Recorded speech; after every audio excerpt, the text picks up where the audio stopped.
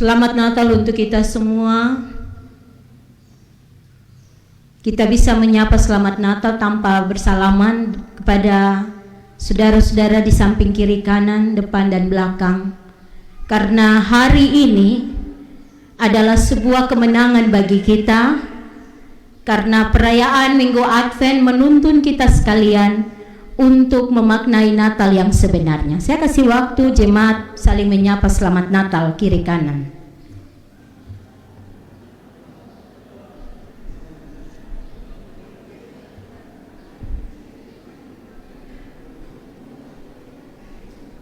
Bapak Ibu Saudara, hari ini kenapa saya menyebut sebagai kemenangan? Karena Minggu Advent adalah gerbang untuk kita ada dalam sukacita, ada dalam persiapan hati, ada dalam pengenalan diri terhadap makna itu. Sehingga Advent tidak berlalu begitu saja, tetapi Advent dari minggu pertama sampai minggu keempat, kalau setiap orang memaknainya, maka dia akan benar-benar menggunakan minggu Advent itu untuk pembenahan di segala hal. Terkait dengan relasi kita dengan Tuhan, relasi kita dengan sesama, baik itu di dalam keluarga, baik itu di tengah pekerjaan, baik itu dalam pelayanan. Kalau sesuatu itu sudah beres, maka Natal itu menjadi sebuah sukacita bagi kita. Sehingga ketika menyebut selamat Natal, itu dengan hati yang bersyukur, hati yang bersukacita. Karena orang yang menyebut selamat Natal dengan muka tembok, itu berarti belum beres. Sekalipun kita tidak berjabat tangan, tetapi ketika ucapan selamat Natal itu lahir dari sebuah ungkapan sukacita, itu dia akan membias. Serasanya ketika saya mendengar selamat Natal dari si A tadi, yang tadinya tahun 2 ini ada sedikit masalah, tetapi ketika dia bilang selamat Natal ibu, selamat Natal kawan, seperti disirami dengan air yang tadinya ada bara yang membara dalam hati. Tetapi ketika dia menyebut selamat Natal, sepertinya melupakan semua hal yang sudah terjadi dan memegang tangan, dan kita melangkah sama-sama untuk merayakan Natal yang sebenarnya dari Tuhan. Bapak Ibu yang diberkati dalam Tuhan, tema yang diberi adalah sesungguhnya anak darah itu akan mengandung. Bagian dari tema ini adalah merupakan sebuah pernyataan dari malaikat yang datang kepada Yusuf sebagai seorang pemuda yang tentu ada dalam sebuah problem yang berat. Karena saat di mana Yusuf mendengarkan tentang kabar tunangannya ini, dia ada dalam dilema. Dia ada dalam persoalan yang berat. Orang yang punya masalah ketika kita mengajak untuk melakukan sesuatu hal, mengajak untuk tersenyum, mengajak untuk berbahagia, ya dia melakukannya tetapi dengan muka yang muram, dengan hati yang sedih. Dan Yusuf ada dalam keadaan itu. Mungkinkah kita saat ini juga merayakan Natal, kita juga ada dalam keadaan itu? Ada dalam keadaan susah, ada dalam beban, ada dalam kekhawatiran, ada dalam kegelisahan. Tapi hari ini pesan Natal ini datang menjumpai setiap orang yang punya perasaan sementara ini ada dalam kebimbangan dan keraguan, ada dalam ketidakpastian. Natal menolong kita untuk melihat bahwa perjanjian Allah itu ya dan amin. Penggenapan janji Allah itu terjadi dalam kehidupan manusia. Allah tidak pernah menahan apa yang telah dijanjikannya. Tetapi ketika ia berjanji, ia akan menepati itu tepat pada waktunya. Sehingga ketika kita merayakan Natal adalah merupakan setiap janji-janji Tuhan yang digenapkan atas segala peristiwa-peristiwa yang kita alami pada masa lalu, pada masa kini, dan juga pada masa yang akan datang. Bapak Ibu Saudara, seorang filsuf Inggris namanya Herbert Spencer, dia mengatakan begini, orang-orang muda yang taat beribadah dan yang memiliki kemurnian hati dalam berelasi dengan orang lain akan dengan bijaksana menilai dan mempertimbangkan secara matang setiap permasalahan yang dihadapi, lalu mengambil keputusan dan tindakan yang tepat dan benar tanpa merugikan diri dan orang yang dikasihi dalam hidup, meski keputusan dan tindakan itu berbeda dengan apa yang menjadi pendapat orang lain. Herbert Spencer ini dia bilang begini dengan bahasa sehari-hari, bahwa seringkali orang muda yang dong taat ibadah, yang dong rajin ibadah, dorang mempunyai satu keputusan, dorang akan mempertimbangkan sesuatu hal itu dengan matang. Jadi kalau saya mau ambil dia sebagai sapu istri, saya sudah tahu bahwa dia punya kelemahan, dia punya kekurangan. Saya sudah tahu dia punya bibit, bebet, dan bobot. Dan setiap orang yang mempunyai komitmen sebagai seorang anak muda yang mau memperistrikan seorang perempuan, ia benar-benar sudah tahu luar dan dalamnya. Artinya dia tahu kelakuannya dan dia juga tahu yang ada di dalam dirinya. Dia juga tahu keluarganya dan dia tahu apa yang menjadi kebutuhannya. Nah, sehingga setiap orang muda yang rajin beribadah seperti Yusuf yang taat melaksanakan kehendak Tuhan, dia juga dihinggapi dengan pertimbangan terhadap pasangannya yang benar-benar dia jaga selama ini sebagai pasangan yang benar-benar kudus. Dalam hubungan mereka tidak pernah mencemarkan hubungan itu dengan hal-hal yang sia-sia. Yusuf tidak berani pegang Maria sembarang-sembarang karena dia tahu bahwa kesucian seorang perempuan itu harus dijaga. Kendati pun di masa itu pasti juga ada hal-hal yang telah dilakukan oleh pemuda-pemuda lain. Karena kebiasaan-kebiasaan buruk itu juga bisa menjangkit. Berpacaran yang tidak sehat itu juga bisa terjadi. Tapi Yusuf sama sekali menjaga bagian itu sehingga mereka benar-benar hidup suci kudus di hadapan Tuhan Allah. Jadi kepada anak-anak muda, ketika engkau taat beribadah kepada Tuhan, maka engkau akan memiliki kemurnian hati untuk menjaga dirimu dan menjaga pasanganmu. Jagalah mereka, jagalah dia, sehingga ketika dinikahkan dalam pernikahan kudus, engkau benar-benar merasakan kesucian dan kekudusan itu di hadapan Tuhan Allah. Dilema yang terjadi pada Yusuf, karena kendati pun dia sujaga baik, dia pernah pegang-pegang, tidak pernah sentuh-sentuh. Dia menjaga waktu malam dan waktu siang, di tempat gelap maupun di tempat terang. Kendati pun ada kemungkinan itu pun, tetapi Yusuf menghindar diri. Dan bagian ini juga menuntun kita sebagai orang-orang yang benar-benar hidup dalam Tuhan. Bukan saja kehidupan orang-orang muda, tetapi kita yang juga sudah mempunyai keabsahan di hadapan Tuhan Allah, kita juga menjaga bagian itu, supaya kemurnian, kekudusan hati kita dengan Tuhan akan mengantarkan kita pada berkat Tuhan. Karena kalau tong tidak jaga tong punya relasi kekudusan itu dengan Tuhan, sebagai pasangan suami istri yang sudah sah di hadapan Tuhan Allah dan di hadapan manusia, tong berdoa pun berkat tidak akan datang. Karena apa?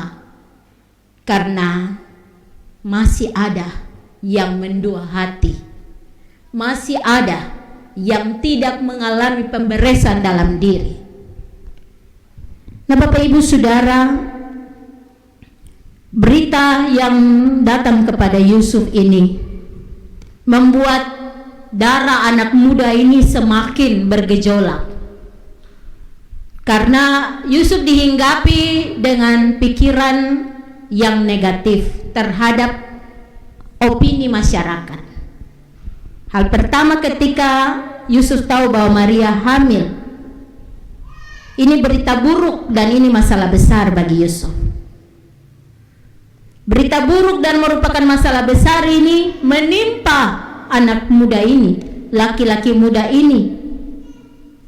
Dia membayangkan sebelum masalah itu terjadi bahwa orang akan bilang bahwa kau tidak jaga kekudusan, kau tidak jaga orang tua anak perempuan sampai kau bisa menghamili dia. Hal kedua, bahwa Yusuf sendiri dia bilang dalam dia diri bahwa karena secara diam-diam dia mau menceraikan Maria. Karena apa? Saya tidak pernah sentuh dia, saya tidak pernah pegang dia. Dia hamil dari anak siapa? Dia hamil dari laki-laki siapa? Ini berarti bahwa ada ketidaksetiaan dari seorang perempuan yang dia sayang selama ini. Orang yang tong sayang, tong jaga dia baik, baru kalau dia bikin hal yang seperti ini, itu menimbulkan kebencian, dendam yang luar biasa. Dan Yusuf merencanakan untuk diam-diam, saya akan kasih tinggal dia. Karena tidak ada ketidaksetiaan, tidak ada kejujuran dari Maria terhadap apa yang dilakukan. Hal berikutnya bahwa selain tanggapan masyarakat, selain tanggapan dalam diri Yusuf, bahwa nanti apa jadinya kalau saya terima dia. Ini bukan sapu anak, ini bukan sapunya darah daging, dan ini juga akan merusak tumpu hubungan. Kalau akhirnya saya terima dia, orang akan bilang, kok laki-laki terlaku mo, kok macam terlaku saja, macam terhadap perempuan lain kah? Yusuf ada dalam gejolak, Yusuf ada dalam kekecewaan, Yusuf ada dalam sebuah pikiran yang terus berputar ketika dia hendak mengambil keputusan. Kalau kita ada pada posisi Yusuf, kalau kita sebagai orang laki-laki atau kita sebagai orang tua dari laki-laki, kalau tong subayar mas kawin, baru tong tahu ketemu anak mantu ini, calon anak mantu ini ternyata dia bukan hamil dan tumpu anak, itu pasti tong minta kas kembali, bayar uang malu, dan pasti juga kita akan bilang cepat ada perempuan lain tuh siap untuk kau. Semua bagian ini sebagai manusia kita tidak terima, dan bagian itu juga keluarga Yusuf pun juga tidak terima. Tetapi hal yang tidak diterima oleh manusia, Tuhan Allah sudah mempunyai bagian yang tahu persis tentang apa yang Tuhan mau buat kepada manusia yang sudah ada dalam keputusasaan dan kebimbangan. Jadi ketika kita ada dalam dilema, kita ada dalam kebimbangan ini, Tuhan sudah tahu dan sudah mempersiapkan jawaban apa yang saya harus beri kepada orang yang benar-benar setia dan taat mengikuti kehendak saya. Jadi ketemu kalau hidup beribadah, rajin beribadah kepada Tuhan, kita benar-benar memasrahkan kita punya hidup ini kepada Tuhan, sehingga perjalanan kehidupan kita, apa yang kita mau putuskan, apa yang mau kita kerjakan, nanti Tuhan yang memberi hikmat untuk itu. Jangan kita mendahului Tuhan dalam mencari jawaban, karena ketika manusia ada dalam keadaan marah, ada dalam kecewa, ada dalam kebimbangan, ketika dia ambil keputusan, itu akan merugikan. Sekali lagi, kalau ketong ada marah, jangan cepat ambil keputusan, tetapi ambil waktu tenang dan minta Tuhan memberi apa yang menjadi kehendak Tuhan, sehingga kita bisa dengan tenang dan menyelesaikan setiap masalah-masalah yang kita hadapi. Itu bagian yang pertama yang kita belajar dari resah dan gelisahnya Yusuf ketika dia diperhadapkan dengan kenyataan bahwa Maria sudah hamil. Hal kedua, bahwa kita belajar dari bagian ini bahwa ketika Yusuf merencanakan apa yang dia sudah pikirkan itu, pada ayat 19, pada ayat 20 dalam pertimbangan itu malaikat Tuhan nampak, datang kepadanya dan berkata, Yusuf anak Daud, janganlah engkau takut mengambil Maria sebagai istrimu, sebab anak yang ada di dalam kandungannya adalah dari Roh Kudus. Ketika sudah mempertimbangkan segala sisi, tanggapan masyarakat, tanggapan dari dalam dirinya, dan relasi mereka berdua nanti kelak,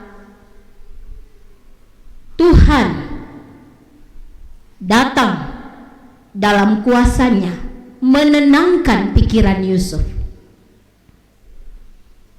seperti menyirami Yusuf dengan air kehidupan, bahwa apa yang dipertimbangkan itu, apa yang dinilai itu ternyata salah. Sekali lagi, apa yang dipertimbangkan itu salah. Karena apa? Yusuf sudah taruh kekhawatiran sebelum hal itu terjadi. Nah, ini bagian ini juga mengingatkan kita bahwa roh kekhawatiran ketika menghinggapi kita, belum terjadi lagi, tong su pikir sampai di ujung sana. Dan orang yang mengalami kekecewaan, kekhawatiran, dia tidak akan pernah tenang. Dia tidak bisa berdoa. Bahkan dia juga tidak akan pernah mendengar pendapat orang lain, apalagi Tuhan yang tidak dilihat. Sehingga malaikat Tuhan datang dalam mimpi dan memberi sebuah kepastian terhadap apa yang terjadi dalam situasi hati. Malaikat Tuhan bilang, jangan takut. Kata jangan takut ini menuntun Yusuf untuk melihat bahwa keadaan hari itu yang terjadi pada dirimu, Tuhan yang tahu. Keadaan yang terjadi pada hari ini atas dirimu, Tuhan yang tahu. Sehingga bawalah seluruh kekhawatiranmu kepada Tuhan. Bawalah segala kekecewaanmu itu kepada Tuhan. Bawalah ketakutanmu itu semuanya kepada Tuhan. Karena ketika engkau takut, engkau tidak akan pernah kemuliaan Tuhan, melihat kemuliaan Tuhan itu ada dan datang menjemputmu. Sehingga Bapak Ibu Saudara, Yusuf mengalami satu perubahan dari rasa takut, rasa kecewa, akhirnya dia berani. Karena yang datang memberi kepastian itu bukan manusia, tetapi malaikat Tuhan yang datang untuk menemuinya. Bapak Ibu yang diberkati dalam Tuhan, tindakan Tuhan untuk turun tangan, tindakan Tuhan dengan waktu Tuhan itu selalu indah. Seringkali waktu Tuhan memang waktu yang lama. Seringkali kita juga harus mengalami berbagai macam kesakitan yang dialami. Kalau kita pasrah dan kita berserah, Tuhan akan memberi apa yang kita perlukan. Tetapi kalau kita mengandalkan kemampuan dan melepaskan tangan kita dari tangan Tuhan, maka jadinya kita akan terus berlama-lama ada dalam kebimbangan dan kekecewaan. Tetapi Tuhan tahu situasi hari ini. Tuhan tahu apa yang kita alami hari ini. Kita tidak bisa menyembunyikan apapun di hadapan Tuhan Allah. Karena ada yang di pikiran, ada yang di hati, ada yang di mulut, semuanya dalam pengetahuan Tuhan. Sehingga Tuhan mau kita tidak mengalami kekecewaan yang berkepanjangan. Tuhan memberi kepastian, seperti Tuhan memberi kepastian kepada Yusuf bahwa anak yang dikandung oleh Maria adalah Roh Kudus. Selesai. Tidak ada lagi koma, tidak ada lagi tanda seru, tidak ada lagi Yusuf mau tanya-tanya. Tapi ketika Yusuf dengan kabar itu, Yusuf langsung tenang. Mengalami janji Tuhan, mengalami urapan Tuhan, mengalami penyataan Tuhan, inilah yang harus buat kita tenang. Tong tidak bikin gerakan tambahan apa lagi. Tapi kita stop pada garis itu, pegang janji Tuhan, dan percaya ketika Tuhan menepati janjinya, Tuhan akan menata hidup hari ini, esok, dan seterusnya. Bapak Ibu Saudara yang diberkati dalam Tuhan, sosok anak muda yaitu Yusuf dan Maria, kita belajar pada sebuah kemudaan yang betul-betul bukan faktor umur, betul-betul bukan soal fisik, tetapi seringkali kita juga ada dihimpit dengan kemudaan secara iman. Mudah sekali terpengaruh, mudah sekali dengar orang bicara, mudah sekali untuk jatuh, mudah sekali untuk digoda, mudah sekali untuk mencobai, mudah sekali untuk bicara. Dari hal yang mudah ini, dari kepemudaan Maria dan Yusuf ini, kita belajar mengontrol hidup kita. Kita semakin hari semakin mempunyai pengalaman yang dituntun oleh Tuhan dengan berbagai hal. Ada pengalaman di mana kita mengalami berbagai macam tantangan. Ini disiplinnya Tuhan untuk membentuk kita supaya iman yang mudah itu dia bisa menjadi sesuatu yang kuat dan kokoh. Orang yang ditimpa dengan berbagai masalah itu bukan karena Tuhan tidak sayang dia, tapi Tuhan sangat mengasihi dia, dan Tuhan mau membentuk iman dia menjadi kuat di hadapan Tuhan. Yusuf belajar untuk menjadi dewasa ketika dia terima penyataan Tuhan, dan akhirnya lewat penyataan Tuhan itu, dia bangun dari tidur dan dia melaksanakan perintah Tuhan, mengambil Maria sebagai istrinya dan memberi nama kepada anak yang laki-laki yang lahir itu, yaitu Immanuel, yang berarti Allah menyertai kita. Ini tema Natal di tahun 2020 terhadap situasi yang dialami oleh Yusuf dan Maria. Tetapi terhadap situasi yang kita alami saat ini di tahun 2020, kita mau bilang bahwa Tuhan sudah datang kepada kita dan bicara pada situasi kita saat ini, bahwa Dialah Immanuel, Allah menyertai kita. Penyertaan itu terus terjadi dan terus nyata dalam hidup kita hari ini, esok, dan seterusnya. Selain Immanuel yang dinamakan bagi anak ini, Yusuf juga memberi nama kepada anak ini dengan panggilan Yesus. Biasanya sebagai orang tua kita sudah menyiapkan nama-nama yang keren untuk anak-anak. Tapi biarlah kita belajar daripada kehidupan Yusuf dan Maria bahwa memberi nama itu bukan asal memberi nama, tapi memberi nama itu berdasarkan pengalaman iman kita dengan Tuhan, bahwa anak ini kelak dia akan menjadi juru selamat.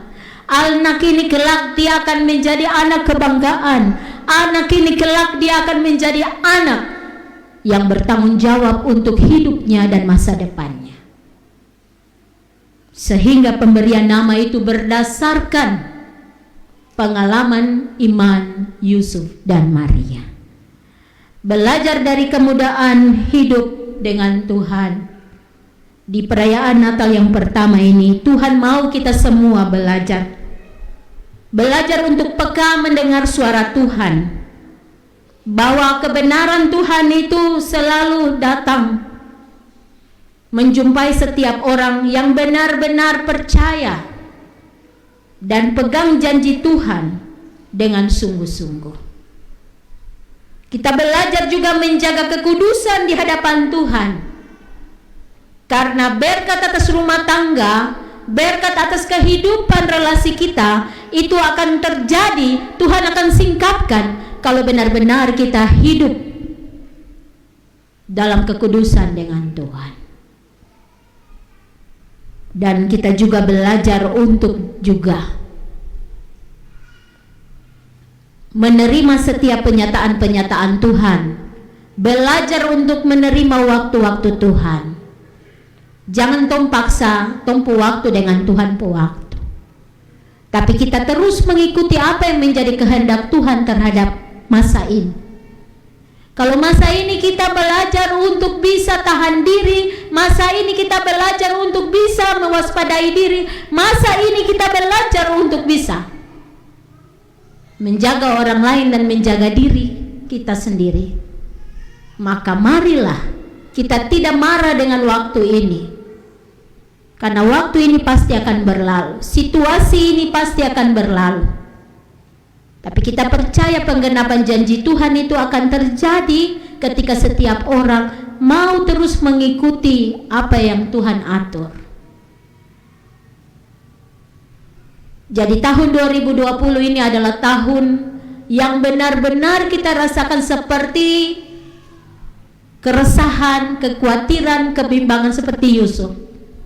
Tapi tahun ini adalah merupakan tahun di mana Tuhan sudah menggenapi janjinya, bahwa tahun 2020 terhadap situasi corona ini tidak akan membuat kita ada dalam kebimbangan dan keraguan sampai kita meninggalkan tahun ini, sampai kita masuk pada tahun 2021. Kita harus terus hidup dekat dengan Tuhan, supaya kita punya iman yang mudah terpengaruh, iman yang mudah percaya orang dan tidak percaya Tuhan ini. Kita benar-benar tinggalkan itu di tahun ini, dan kita mau benar-benar belajar dari pengalaman kita dengan Tuhan, bahwa setiap masalah demi masalah yang kita hadapi, Tuhan membentuk sapu iman, supaya sapu iman yang muda ini dia perlahan-lahan menjadi kuat di dalam Tuhan.